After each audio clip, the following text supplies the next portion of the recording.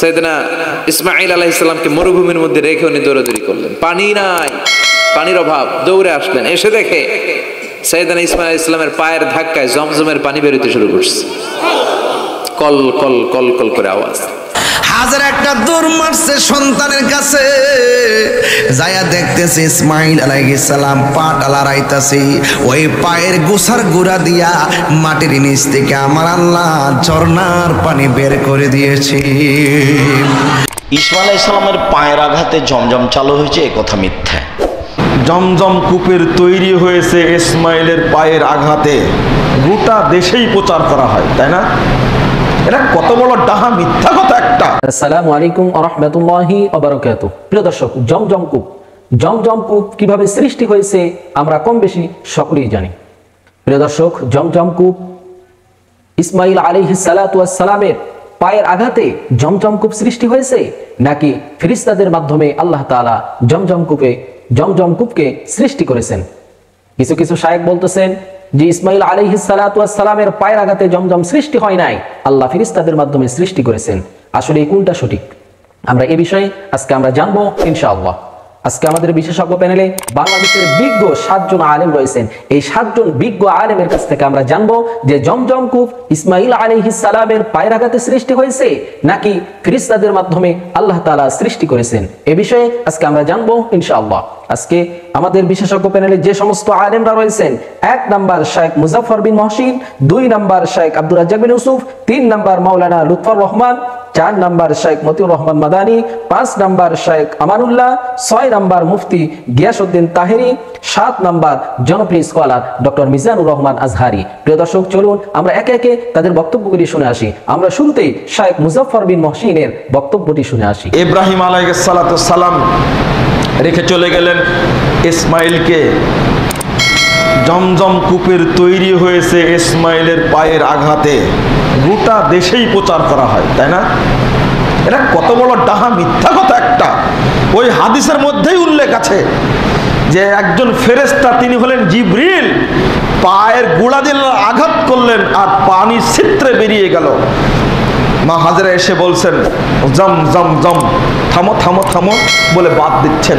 আল্লাহ নবী মুহাম্মদ সাল্লাল্লাহু আলাইহি ওয়াসাল্লাম বলছেন ইয়ারহামুল্লাহু উম্মা ইসমাঈল, ইসমাঈলের মায়ের উপরে আল্লাহ রহম করুক। লাউ তারাকাতহা, যদি সেদিন পানি ছেড়ে দিতেন আর যদি বাদ না দিতেন, লাকানাত আইনান মাইনা, তাহলে এই পানি বের হতে হতে হতে সাগর মহাসাগরে পরিণত হয়ে যেত। তাহলে কত পানি আছে ওর মধ্যে। এই পানির মালিক হয়ে গেলেন ইসমাইলের মা হাজারা। আল্লাহু আকবার, কল্পনা করা যায় না।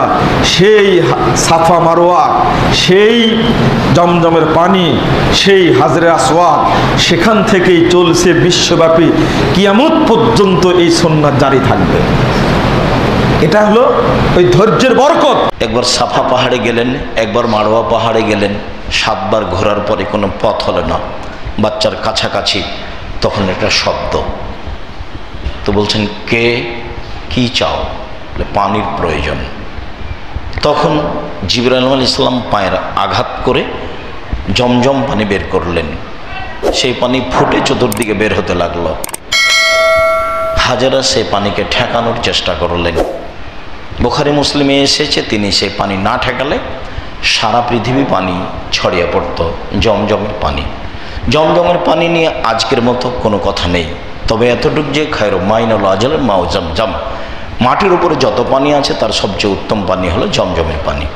মাউ জমজম মা শরিবাল্লাহ, জমজমের পানি যে জন্য পান করা হবে সেটাই হবে বলে রাসূল সাল্লাল্লাহু আলাইহি সাল্লাম বলেছেন। এখানে একটা কথা থাকছে যে ইসমাঈল আলাইহিস সালামের পায়ের আঘাতে জমজম চালু হয়েছে, এ কথা মিথ্যা। জিবরাইল আলাইহিস সালাম নিজে পায়ের আঘাত করে জমজম চালু করেছেন, এটাই সত্য। ইব্রাহিম আলাইহিস সালাম চলে গেলেন, ইসমাইলের পায়ের আঘাতে জমজম চালু হয়েছে, এ কথা মিথ্যা। জিবরাইল আলাইহিস সালাম নিজে পায়ের আঘাতে জমজম চালু করেছেন, এটাই সত্য। সরাসরি আল্লাহ সাহায্য এসে গিয়েছে। এখন তিনি গিয়ে দেখেন যে ওই যে বাচ্চাকে শোয়ায় রেখে গেছেন, পানির পিপাসা তো আছে, হ্যাঁ। এখন বাচ্চা যে কান্নাকাটি করতেছে আর এইভাবে হাত পা ছুটতেছে, পায়ের গোড়া দিয়ে বালির উপরে পড়েছে, কিছু বালি সরে গেছে পায়ের গোড়া দিয়ে। বাচ্চারা এই যে এইভাবে পাও দোলায়, যেখান দিয়ে বালি সরে গেছে এখান থেকে গল গল গল গল করে পানি উঠতেছে, গল গল করে পানি উঠতেছে, এত পানি। মা হাজেরা তাড়াতাড়ি আশপাশ থেকে 4টা পাথর খুঁজে আনলেন, 4টা 4 কিনার দিয়ে বসাই দিলেন, পানিটা যেন এখানে জমা থাকে, যেন কোনো দিকে গেলে তো বালির মধ্যে পানিটা হারিয়ে যাবে, পানিটাকে ধরে রাখার জন্যে। এইভাবে তিনি 4 দিকে 4টা পাথর বসাই দিলেন, পানিটা এবার জমা থাকলো। হাদিস শরীফে এসেছে মা হাজেরা যদি পাথর দিয়ে সেদিন এইভাবে এটাকে বন্ধ না করতেন, সেই পানিতে পুরা দুনিয়া ভাষায় নিয়ে যেত, পুরা দুনিয়া ভাষায় নিয়ে যেত। আল্লাহর রহমত কত বেশি, কত অফুরান। হ্যাঁ,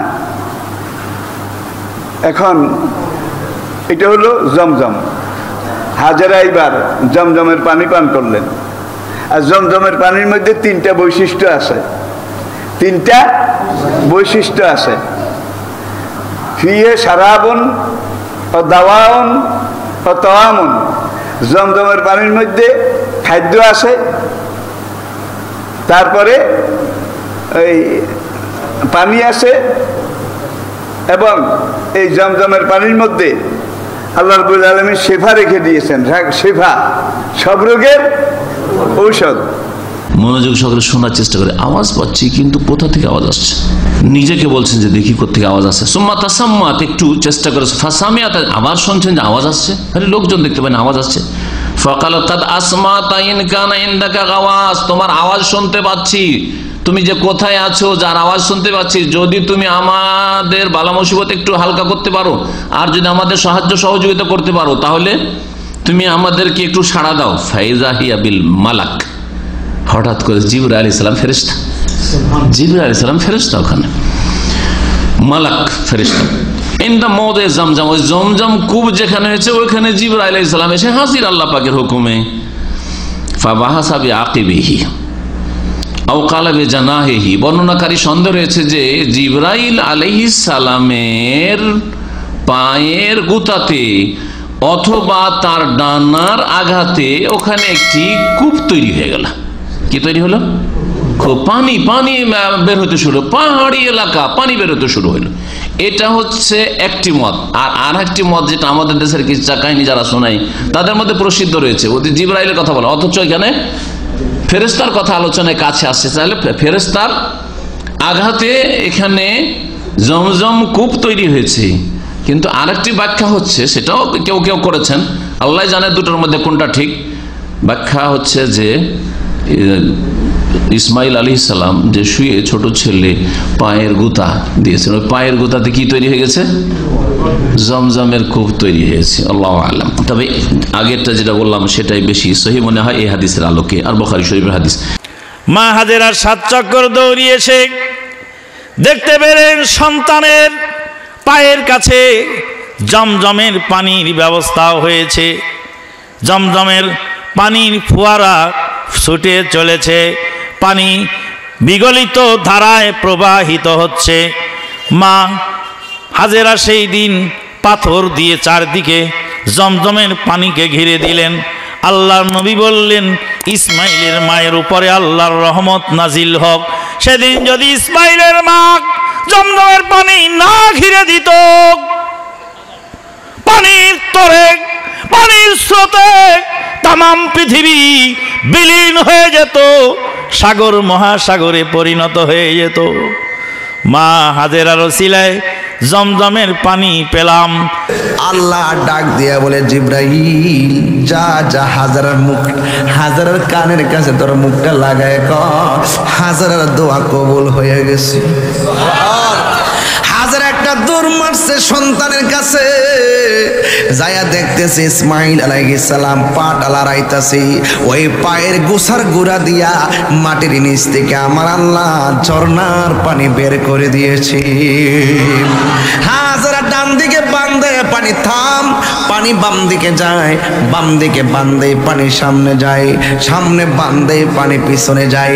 শেষ পর্যন্ত হাজারা পানিকে বলছে পানি থাম, যেই মাত্র বলছে পানি থাম, আর দেরি নয়, পানিটা থেমে গেছে।